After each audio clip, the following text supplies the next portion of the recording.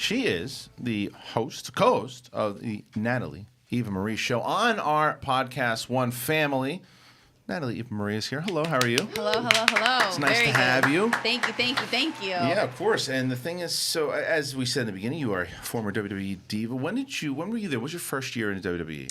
2013. Okay, Yes. so you're way past my time. I was a writer for WWE. Whoa. In like 2001, long Okay. time ago. Okay. So, and that's why one of the things that we're going to talk about, cover, because I want to know what your experience was there as far as difference with mine.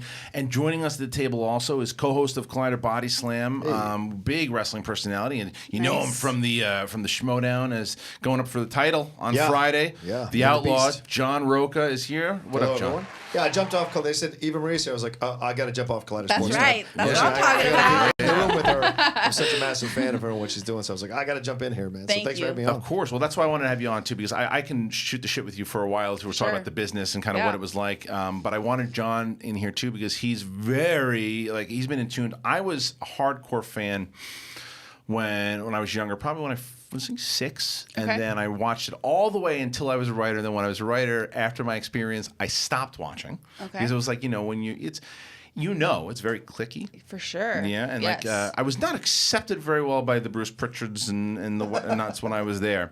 But I wound up doing my own thing. But about 2 years ago, I started this thing here called the Movie Trivia Schmoedown, where we have a lot of WWE type of personalities or storylines, and I got myself back into it with the network. But I told John today you were coming in, and he lost it because you've been following Marie for a long time. Oh yeah, ever since the first. I mean, like you knew about her and the development stuff and her managing the Bella Twins, but it was weirdly Total Divas. And when she made that decision to color her hair, that was a massive storyline. Because people are like, well, how much of it is real? How much of it is true? And it's like just all the shit you took for it. But it was such a gutsy decision at that time because you weren't an established main roster star, and that could have easily shuffled you out of the company. But it's for whatever reason, it ended up working out for you because people really responded to it. Yeah, you know what? Looking back, I think at the time I had no idea, but it was the best business decision that I have ever made. And at the time, I really wasn't thinking of like long term or anything like that. It was just more along the lines of I got told, hey, you know what? You need to dye your hair platinum blonde. I'm Mexican Italian. I was like, ooh, I don't think that's going to work. My hair's going to fall out trying to keep it like that white, dyeing it, bleaching it constantly. So who makes that call? Who asked you to do that? Like, is it just a booker or a it came from higher up. So Vince McMahon wanted, since I was a newbie, and there were so many girls that had dark hair, the Bella Twins, and everybody had like a dark brown hair, and then Natalia had, blonde. So they wanted me to really kind of stick out from the pack and not just kind of get lost in the shuffle being, the new girl. So it was a platinum blonde was like the decision. And I remember sitting in the chair, and it was cool because Total Divas actually was able to capture it in real time. Oh, yeah. And I'm sitting in the chair, and like, no lie, I'm getting like color pulled out of my hair, and I already see the transition of like that weird kind of nasty orangey, not a good color. And I was like, there's no way that I can go platinum blonde. So at the time, I was listening to Rihanna's Loud album when she had that like crazy red dope hair. Yeah. And I was like, you know what? Let's go, Rihanna Red. Let's do this. So you didn't ask anybody's permission. I didn't. I remember talking to my. That's ballsy too. Yeah. So that was another like major issue, right? So I'm sitting in the chair. I'm texting my husband, and at the time he wasn't my husband yet. We were just engaged, and I'm like, I'm thinking about doing this, and he was like, you know what, like, go with your intuition, go with your gut, and like do what you feel is right for you. And like also being a WWE at the time diva, now we're all superstars, but at the time, being a diva is all about feeling like really confident and good in your own skin. And I was like, there's no way that I could really feel that great as a platinum blonde, because I was blonde in high school and it just did not turn out very good for me. Yeah, you got to feel the confidence. And I got to feel good, So I was like, I think I'm going to do it. So it was like this real big controversy with like Total Diva producers going back and forth with WWE. Like, she's doing this, like trying to get the approval. And at the time, it was my first time even being anywhere.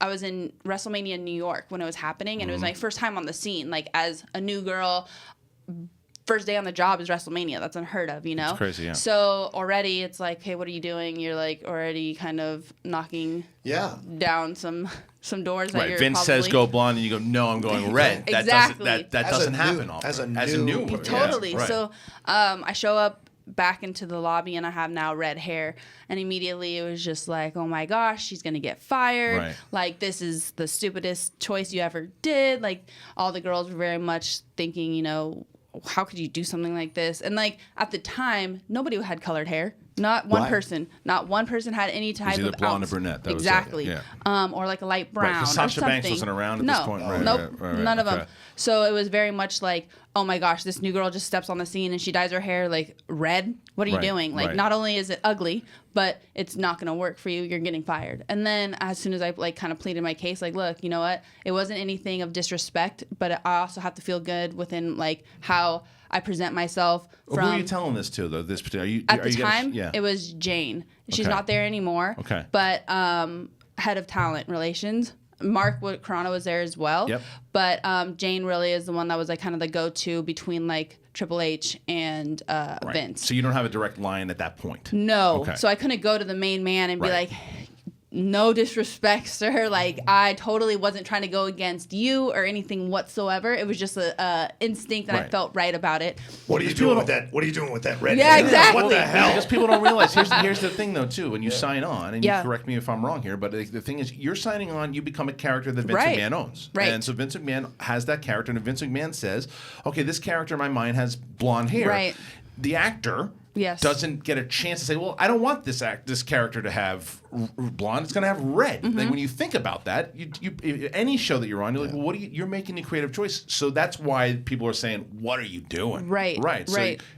So how do you get them to say, great move? That works. So after I kind of told them the reasoning why and how I felt, they were like, okay. And then they basically said, you know, we understand this choice.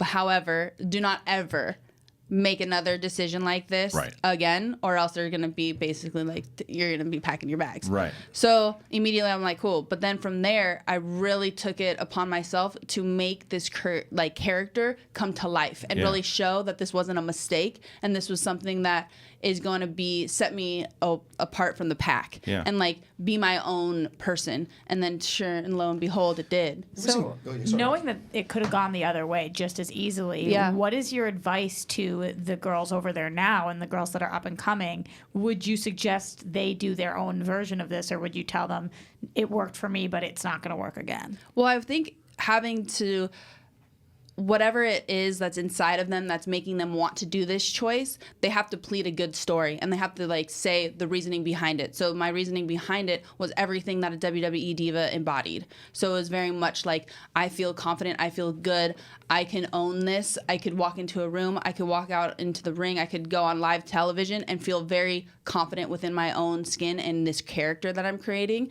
Then that's what WWE and like all the producers and everything, they want that. They want somebody that is able to kind of think outside the box and really take life to the character that they want to do. Yeah, and Christian and I both know as wrestling fans, I don't know how much exposure you have to it, Roxy, but it's always the best ones are an extension of themselves. The characters are an extension of themselves. For sure. And you could see with the red hair, you immediately went to a whole nother, you saw the other girls were kind of jealous that you were getting this attention. I mean, obviously you're sexy and beautiful and you work hard on your body and everything Thank you. But the red hair really makes you stand out, and the fact that you were able to back it up with your character, that kept you in the business for such a long time.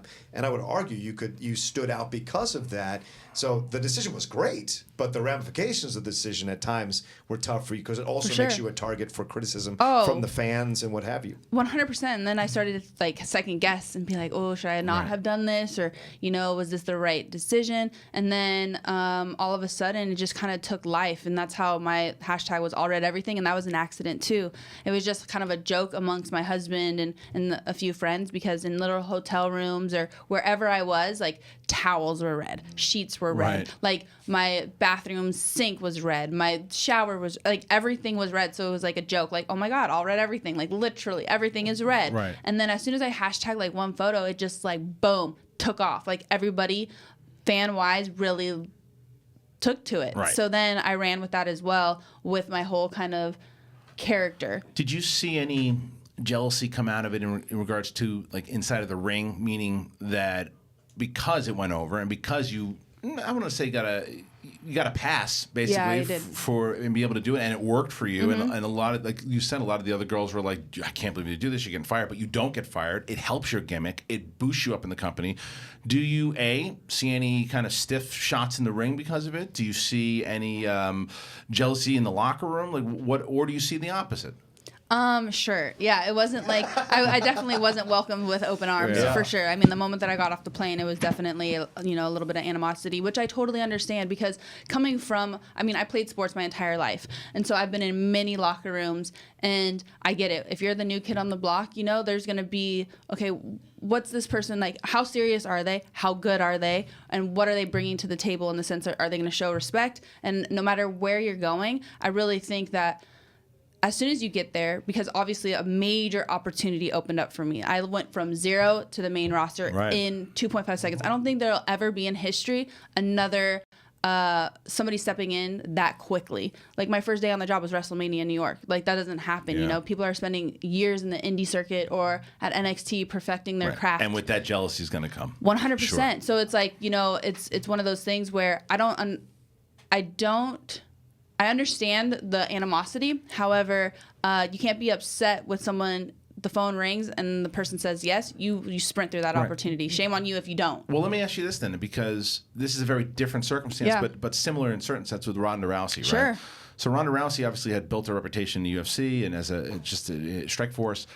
When she came over, the girls were not very accepting. 100%. At all. So could you relate to her? Do you actually understand where the girls are coming from? Oh my gosh, totally. I understand on both ends of the spectrum. Like you have girls that have been there for years, decades, and they haven't been given the opportunity that Ronda just walks in and gets it. It's WWE is it's a soap opera. So she was written to get the champion, the title. She had the push, Yeah, exactly. So, I understand girls being upset, but you can't be really upset at Ronda for just taking that opportunity and running with it. And then you could be upset with her if she didn't take it seriously, but clearly the girl's taking it seriously. She's training, she's showing up, and she's putting in the work. So you can't really be upset at somebody. I mean, if she was just like, twirling her fingers around and not really taking it seriously. It looks like she's putting in the work. She is. Do you think she looks stiff in the ring sometimes?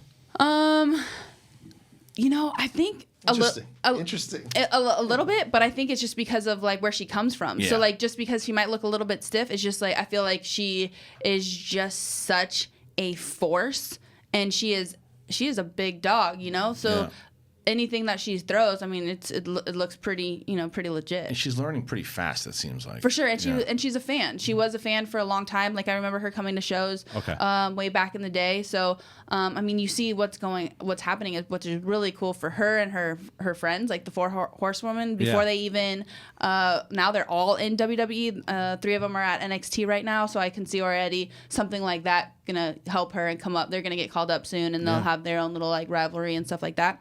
But I think that helps people in the locker room be okay with how quickly she came in, because she is such a fan of the sport itself. And she's taking her bumps now too. Yeah. So I think she's earning it. It seems like it. The thing she's going through with the Bella twins right now. Mm-hmm. Why? Sorry, go ahead, Ross. Have you interacted with her at all? I have, but this was before she was in WWE. When she was a fan? Yes. And she was super cool.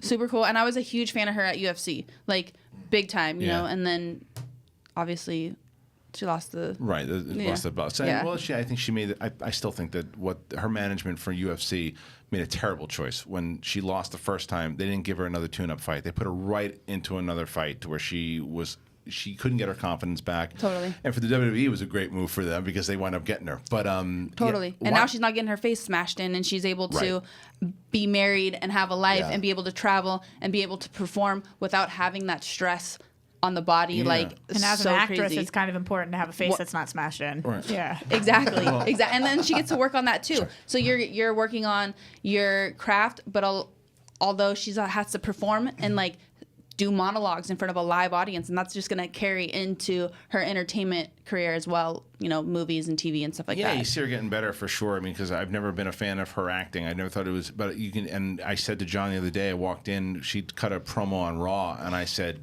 That was great. Yeah. I couldn't believe it. But I wanted to go back to you for a second to where you. So why did you? And forgive me for my ignorance, but why did you leave the WWE? Was it? I don't think that you ever really leave. So that door is definitely still open. Okay. But a year ago, it came to a time where I had booked my first feature film that you guys can actually watch right now on Netflix with Nicolas Cage, Faye Dunaway, Nikki Whelan, And what's it Gina called? Gershon. It's called Inconceivable. Okay. Yes, please watch that. Oh, Nicolas Cage is in that? Yes, All right. yes. So I had to dye my hair from red to black. We're back, and here we go again. Here we go. So that was a little bit of an issue, you know, but You showed up to set with purple hair instead. no, not yet. So that took, you know, a little bit of convincing, but ultimately the man grant me my wish and said, you know what, this is a great opportunity.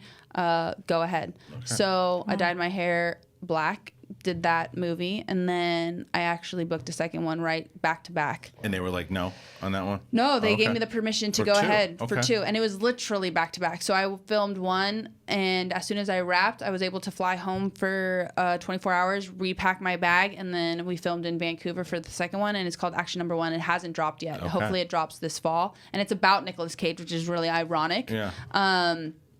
So then after that, it was very much like, okay, let's look at what's really going on. And at the time, I ended up, you know, getting a agent and stuff like that, which was awesome because it was kind of like through WWE and putting it out in the universe. And it was really surreal how that happened too, because I was like, oh, if I could ever either get the same team as The Rock, that'd be amazing, you know?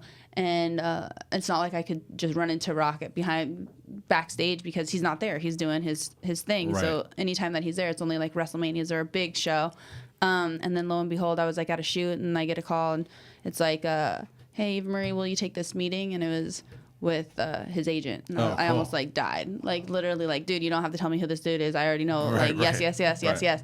So obviously there was a good relationship with like myself and then my agent and WWE. Yeah. So we all had a conversation and it was like, you know what?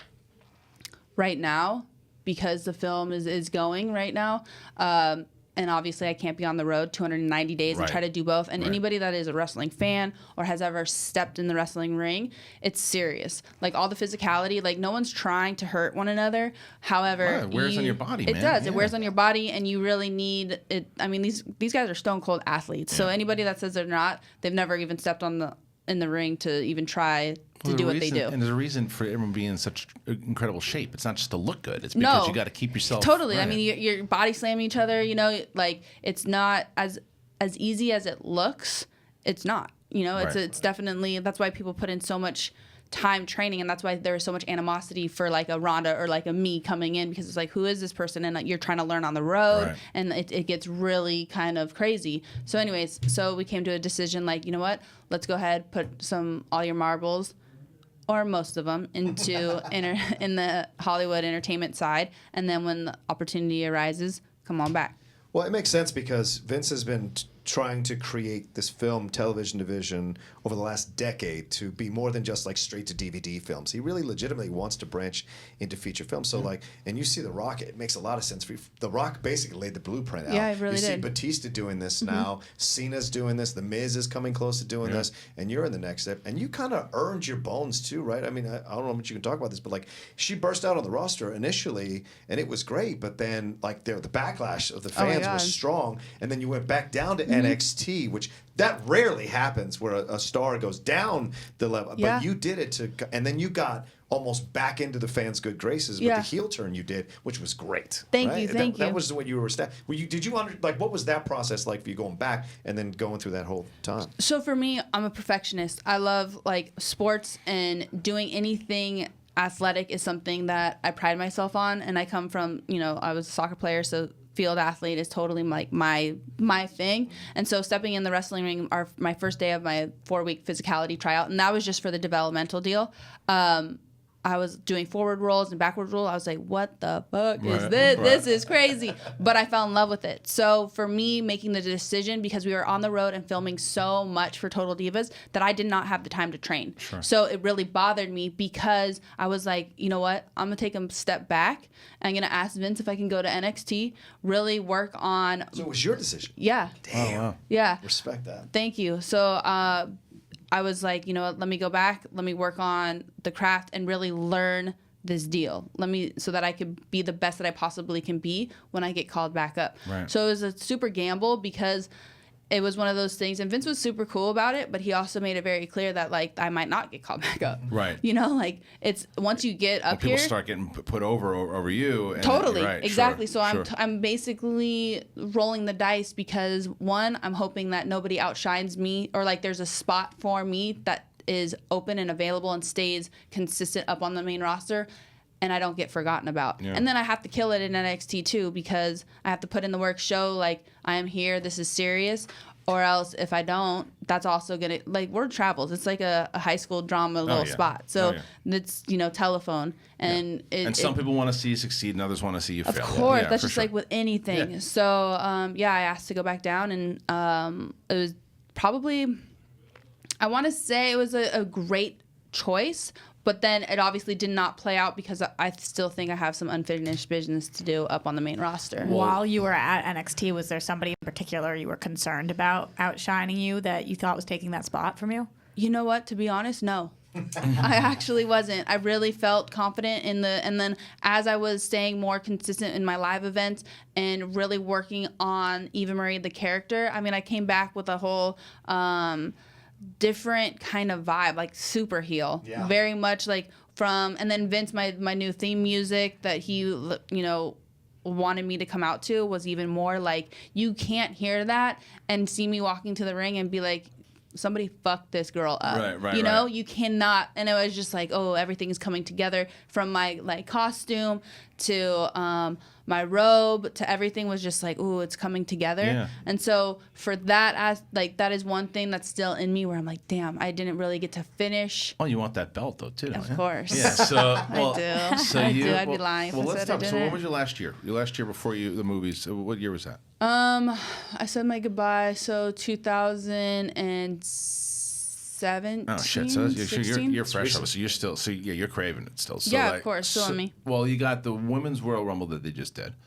You got the And not to cut you off, Yeah. I think I'm probably the best heel, for sure, hands down. Well, wait, what?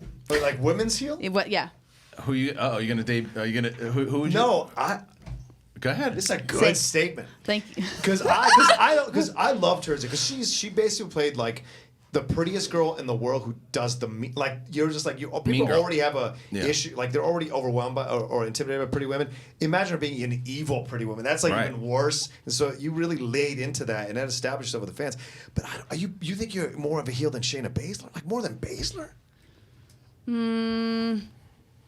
What Bliss? Like I respect. Oh well, Bliss is next level. Yeah, Bliss is dope. Yeah. I mean, I gotta say, for right now, yeah, because I bring love it. I So I bring love the confidence. I want to see this. This You I think bring match. just some- of the women or of the men too?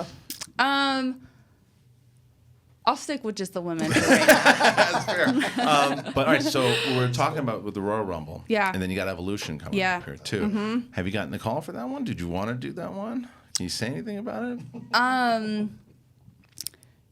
Oh shit. There's been some talks? There's been a little bit of talks. Okay. But yeah, no. I won't be making an appearance for Okay. Evolution. But maybe afterwards. Maybe afterwards. Love it. But yeah, I'm excited about this one. I want to see how it goes. I mean, Yes. it's going to be pretty crazy. I've just met you, but what I gathered so far is that you, like you said, you're hungry for it. You want the championship. Of you want to course. go back to it, and you got a lot of stuff going on with the acting. Yeah. You got your podcast Yes. over here too, which you co-host with your husband. Yes, I do. And so when you go, because it's if I was a betting man, I'm going to say we're going to see you back in the ring fighting for the WWE again. If I was a betting man, Okay. Which you are. I am a betting man. It's true, and I would put good money on say that we're going to see you back there only because the second we said that championship, you're like, of course I want that belt. I know, And it's right? unfinished business there. It is a little bit. So what would happen then? I guess you could still do the podcast, right? You take break because there's other wrestlers that do it, but you just have to kind of go in between. Or you can do it on the road. Yeah, I you guess, could too. you could do it on the road. You could do it on the road. Yeah, So is that something that you'd probably want? That's the way you would do it? Hypothetically, if you were back with the WWE, that's how you would do it? Hypothetically, like, if everything kind of like panned out and I went back on the road for a little bit, yeah, I could definitely pack up my podcast gear and bring it on the road and then I'll sit down with some wrestlers. Who would you want to get into a program with if you had your choice right now? Oh, that's good. Oh, it's tough. Because I can tell you, I'd want to see you. I definitely. I mean, Rousey's the easy one, but I think that Alexa Bliss will be fun. I think Sasha would be great. You know what? I always wanted in NXT. I thought my first match back was actually going to be with Sasha. Wow. I've been having problems today too. I don't know what it's something It's in Monday. the air. There's Seriously. Asuka's another one. Yes, Asuka's fantastic. So I would like to go against the Boss. Yeah. That'd be awesome. Right? Battle of the Hair. Exactly. Exactly. Yes. That'd be great. Let me ask you something real quick. You might have some insight in, like, the Iconics are getting a lot of crap right now for being pretty but not quite bringing the style. So Right. what do you see? Like, do you see? Give us like a little for people who are not familiar. What's the Iconics? Iconics are this too. They're an Australian tag team. I'm not a biggest fan of their in-ring work. I think their promos are great and brilliant and funny. They're great heels, pretty girl heels as well. They imitate all the other female wrestlers and make fun of them and whatever, and it's really fun. But like, they're getting a lot of crap from the fans for, including from me, I host the show, from their work in the ring. Like, do you see some similarities? Some of the stuff you were getting, some of the issues, or some of the complaints you were getting from the fans. Do you see the struggle they're in right now? Like, Sure. Do you relate to it, rather? A little bit, but I feel like they're so much different. I mean, the heat that they're probably getting, they can't really.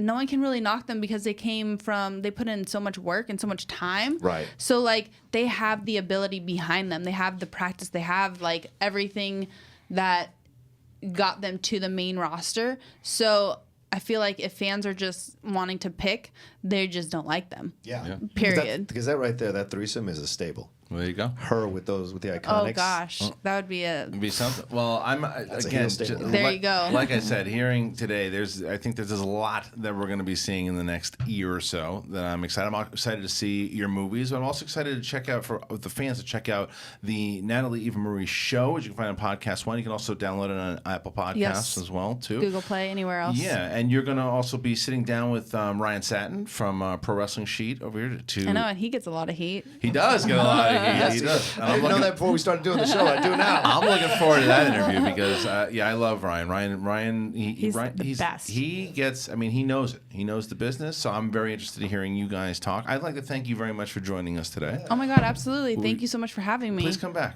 Absolutely.